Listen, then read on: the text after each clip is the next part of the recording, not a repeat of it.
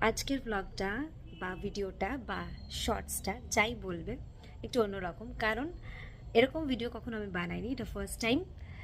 ইপসিতা মিত্রর বা ইপসিতা মাঝি মিত্রর এখন 3টে পরিচয়: আমার বাবার মেয়ে, আমার হাজব্যান্ডের ওয়াইফ, আর আমার অর্ণরাজের মা। আজকে অর্ণরাজকে নিয়ে গেছিলাম ভ্যাকসিন দেওয়াতে। তো ওর 45 ডেজের ভ্যাকসিনটাই ছিল। তো আমি ভাবিনি কোনোদিন, সত্যি কথা বলতে, এরকম কোনো ব্লগিং বা এরকম কোনো ভিডিও সোশ্যাল মিডিয়াতে পোস্ট করব কিনা বা করবো না ভেবেছিলাম। কিন্তু আমাকে অনেকে বলেছে যে এই মুহূর্তটা এনজয় করতে, এই মুহূর্তটার ফিরে আসবে না, কারণ ও বড় হয়ে গেলে এই যে এই কোলের মধ্যে আমার শুয়ে থাকা, এইটুকু কোলে হয়ে যাওয়া, বুকের মধ্যে থাকা ওই পিচ্চিটা আমাকে ছাড়া কাউকে চেনে না।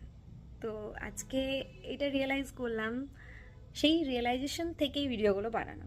তো যখন বানালামই তো ভাবলাম থেকে যাক একটা চ্যানেলের মধ্যে, তাতে আমার চ্যানেলও গ্রো করবে, তাতে আমার মেমোরিজও গ্যাদার হবে, সব কিছু একসাথে। কথা বলতে গেলে আমার প্রফেশন থেকে আমি অনেকটা দূরে। আমার নাচের ক্লাস, আমার নাচ সবটা এখন বন্ধ আছে। কি করব সারাদিন? তো ভাবলাম এটা একটু বেছে নিই, তোমাদের সাথে কথা বলবো, ভিউজ আসবে, কমেন্টস আসবে, পড়বো, রিপ্লাই করব, মনটাতে একটু ভালো থাকবে। আর আমার মন ভালো থাকলে রামার মন ভালো থাকবে। তো এখন সত্যি কথা বলতে গেলে সত্যি সবটা রামাকে ঘিরে। আমরা যারা নতুন মা হয়েছি তাদেরকে অনেক শুভেচ্ছা।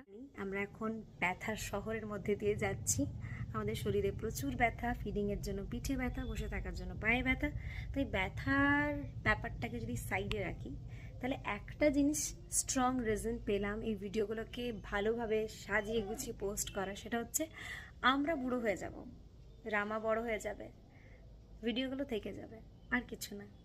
ভিডিওগুলো থেকে গেলে তখন এই সিচুয়েশনগুলো মনে করে এনজয় করব, ভিডিওগুলো দেখে মিস করব। তো এটুকুই। ফার্স্ট টাইম এই কন্টেন্টটাই ফার্স্ট টাইম আমার। তোমাদের কেমন লাগছে জানিও। যদি ভালো লাগে আবার ভিডিও আসবে, ভালো না লাগলেও ভিডিও আসবে, কারণ আমার ভালো লাগা নিয়ে কথা। তো দেখা হবে আবার অন্য কোনো বা অন্য রকম কোনো ব্লগে। টাটা।